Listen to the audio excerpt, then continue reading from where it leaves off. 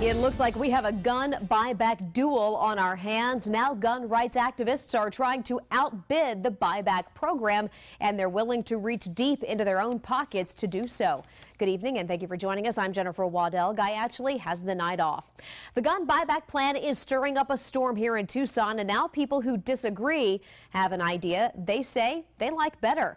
Instead of taking unwanted guns out of circulation, they want to take them home. Not on Your Side's Craig Smith caught up with both sides of this battle, and he joins us live in the newsroom. Jennifer, you know, the buyback plan is designed to collect unwanted guns and destroy them. Now some gun rights activists say, hey, maybe we want the guns you don't want, so we'll beat the city's offer of a $50 gift card. After the Connecticut school shooting, several cities set up buyback programs where they offer cash or gift cards to people who turn in unwanted firearms for police to destroy. In Tucson, Councilman Kozachek's plan for a buyback is getting pushback from gun rights activists. Today on 104.1 The Truth, John Justice hosted State Senator Frank Antinori.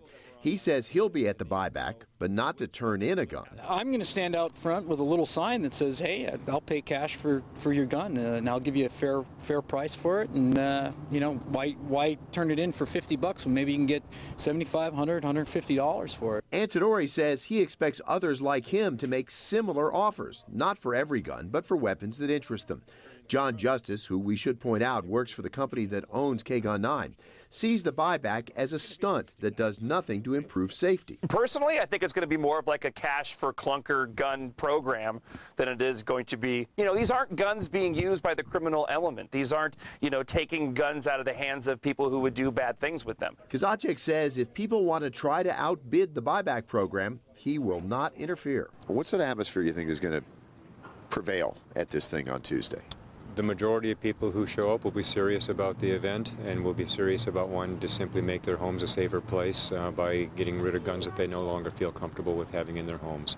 Those on the periphery will continue to marginalize themselves as serious contributors to this community. Now, the NRA tells us it does not think buybacks accomplish much, but it does not object to the buyback. It does plan to invoke a state law that it says forbids police from destroying the guns they collect. Tucson City's attorney says he looked at the law and decided it does not stand in the way of collecting and destroying the guns.